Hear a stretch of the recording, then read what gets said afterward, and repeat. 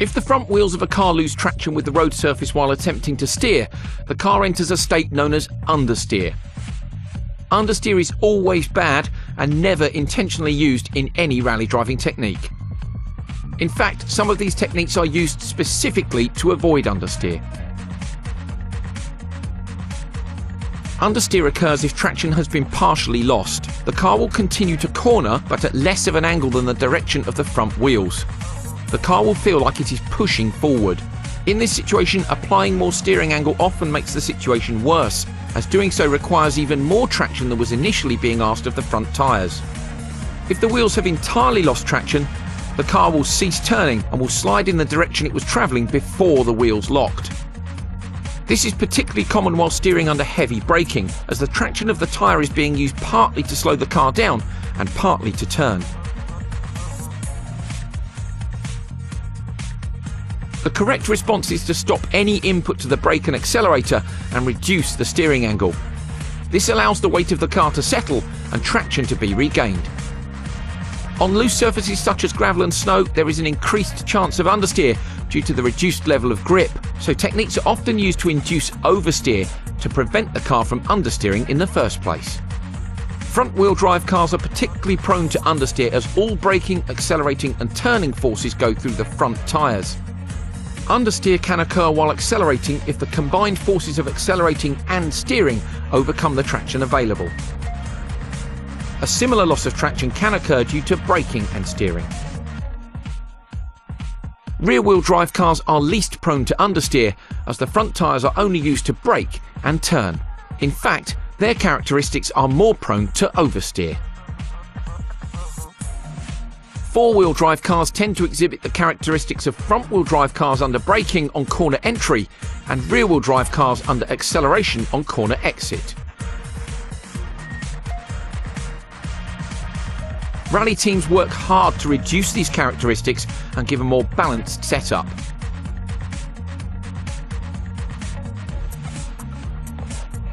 Remember, understeer is always bad. When rally driving, make sure you try and avoid it at all costs.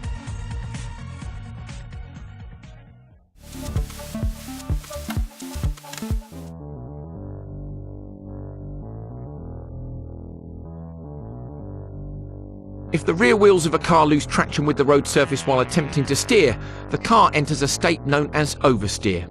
This is when the angle of the car exceeds that of the steering input and the rear of the car steps out of line with the front. Unlike understeer, oversteer is often used as a technique to increase the speed at which corners can be taken. By proactively eliminating understeer, a higher exit speed can be achieved.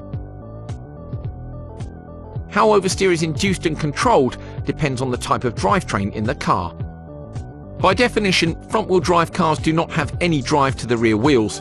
Therefore, oversteer cannot be induced by applying the throttle, but can be induced by using weight transfer. Once a front-wheel drive car enters oversteer, the attitude of the car can be controlled by steering with opposite lock, accelerating, decelerating, or braking. Applying opposite lock while accelerating will effectively speed up the front of the car and will bring the rear of the car back in line.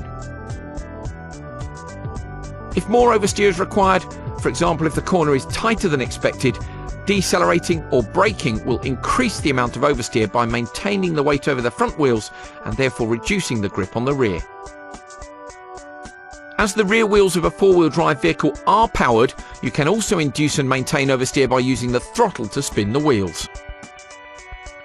Depending on the ratio of power delivery between front and rear wheels, the car may have a tendency to oversteer more or less on corner exit. If the ratio is biased towards the front, under acceleration the car may pull itself out of oversteer. However, if the ratio is biased toward the rear, applying power may increase oversteer by spinning the rear wheels. Subtle control of the steering, throttle and brake is used to initiate, maintain and exit oversteer, and the same weight shifting techniques apply to four-wheel drive as for front-wheel drive cars. Unlike front and four-wheel drive cars, rear-wheel drive cars require the opposite technique with regard to throttle control during oversteer. Oversteer can be induced and maintained by weight transfer, but also by applying power to break the traction of the rear wheels. Once oversteer has been initiated, continuing to apply power will maintain the slide. In order to limit or correct oversteer, throttle input must be reduced. Lift-off oversteer occurs when, during cornering, you lift off the throttle.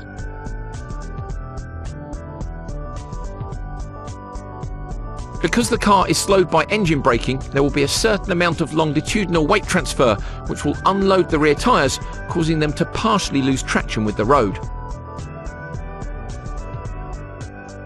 In a front-wheel drive car, this weight transfer alone is enough to induce oversteer because the front of the car is usually heavier than the rear.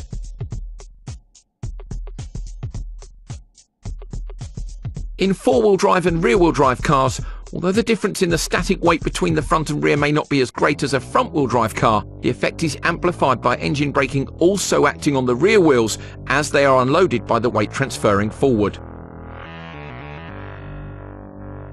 The key thing to remember is that oversteer is used as a technique to increase the speed at which corners can be taken.